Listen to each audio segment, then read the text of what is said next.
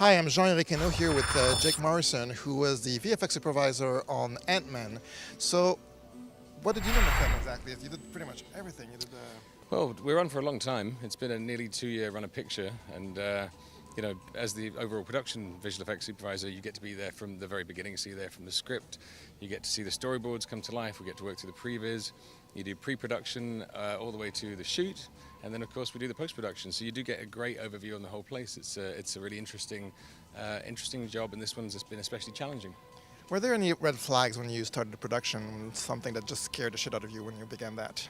Well, I think the key is everybody's seen shrinking films before, and the issue is, although each of the shrinking films that's come before is the best that the technology could possibly do at that time, audiences are really sophisticated now. Like in 2015, everybody has seen such consistently high levels of work.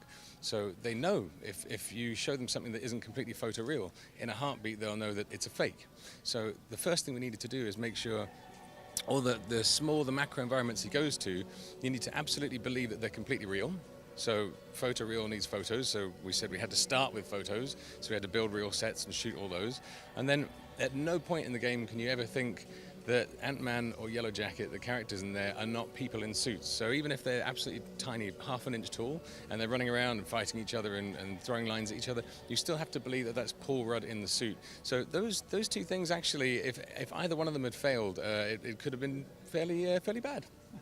Pretty epic, I imagine, but you pulled it off pretty well, so congratulations. Thousands of artists around the world contributed to this film, for sure. I'm sure of it. Tell me, how is this film different from other Marvel movies? Because this is not your first one. No, I mean, the last one, myself and Diana Giorgiti, who's our visual effects producer, literally finished Thor: The Dark World on a Friday and started on Ant-Man on the Monday. Wow. It's very different. I mean, there's no Asgard. Asgard in Thor would be, say, the bathtub in this movie. I mean, it's completely apples and oranges, very, very different. The powers that Thor's got are completely different as well. Obviously, he has his big hammer, and he's able to summon lightning, and he's a god. This is 180 degrees. Paul Rudd plays Scott Lang, who is literally a guy. He finds the suit, he's led to it, but he finds the suit. And so it's completely different in many ways, in the sense that Tony Stark made his own suit. Thor was born to it. Captain America, found his powers along the way. But any of us could technically be Ant-Man. Any of us could get in the suit and do this stuff. And the powers that you get are from the suit entirely. So it's very different. But he can't fly. He can punch really hard. But the weird thing is he actually can't even run very fast, because if you're half an inch tall and you're running even at Usain Bolt speeds, you really only cover about 3 inches a second. So he has to jump an awful lot. Was that difficult? How did you, I guess that was mostly CG, was that made? Well, what we did is we made sure that for any of the landings, if somebody's jumping or landing, the key is to make sure that they look like a real person. So we had Paul, he's actually really very physical on this one. We had him do a lot of motion capture. So we really had Paul Rudd in there doing this stuff. And we had Colin, who was his stunt player for the film. So we did motion capture for all that. So we had real people, real physics, like as they hit the ground and roll, or as they jump, it's really an actual person in the suit, and you believe that. But then, of course, animation takes over when they get in the air, and suddenly, he's jumping the equivalent of 2 football fields for us. But then when he lands again, we go back into real, genuine people physics. Is there any shot in there that you really are proud of, specifically? Oh, yeah, many. I mean, I think all the vendors did extraordinary work. I mean, the train battle, there's some just great moments in there with Thomas the Tank Engine. I think we all love that.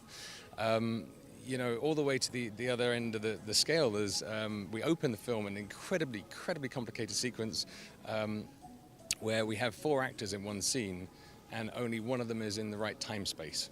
We had to de-age 2 of them, and we had to re-age 1 of them.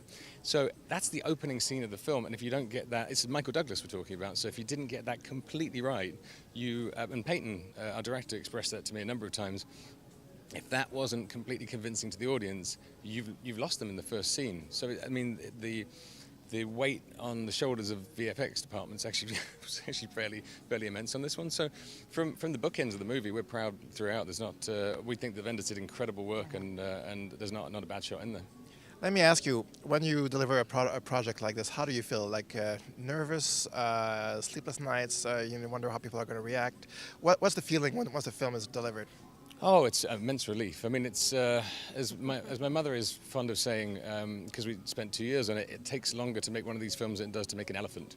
The gestation period of an elephant is 18 months, I believe, and so it takes that long to make an elephant, but it takes even longer to make one of these films. It's crazy. So much of your mind and concentration, and you're thinking about a lot of the how. You start off with the how. You get these blue sky scripts where incredible set pieces are in there, and you could almost go any direction technically, and it's up to us to really drill down and work out what we think is the best solution for the problems that the filmmaker is going to give us, the opportunities. So it's, in some respects, it's a bet. You bet your best instincts on what you think will be the right way to deliver the work for the studio and for the director. And so, in some cases, it's a year before you find out if that bet's paid off correctly. It's obviously something that you base that upon experience on previous projects, but there's certainly a relief when the first shots came out in Cassie's bedroom. And we saw the train and we saw the room around it, and it was 100% CG, but it looked. It was 100% CG? Yeah, 100% CG. The room was real, so we shot all of that room. Okay, so you have both a real and a digital. Well, and we did that with all the sets. We always started with the real set. That was massive. That was the thing. We had a thing called the macro unit that we started, which worked in parallel with main production, that literally created somewhere in the region of 50 individual sets and ran for 40 days. And they literally went through and harvested. Are those like scanned or recreated manually? A bit of both? A bit of both. Really an exhaustive process, I would have to say. We'd get the sets, we'd light them. We had a dedicated macro unit director of photography. We would bring in motion picture photography. We would always shoot in motion picture photography, so you had like a perfect true reference of what it should look like. Then we would go in with a stills pipeline where we would literally shoot hundreds and thousands of stills. And then we'd go in with a 3D scanner, scan the entire thing. So then you've got all the building blocks that you need to be able to take this, and because the appetite from the filmmakers is to be able to put the camera anywhere, do anything, but it has to be real. Very quick final question. After this project, did you have a vacation or do you have a break? I do have a vacation, going to England to see the family, and absolutely can't wait. It's going to be great. Awesome. Thank you very much. This is Jean-Eric Cano for CGS TV.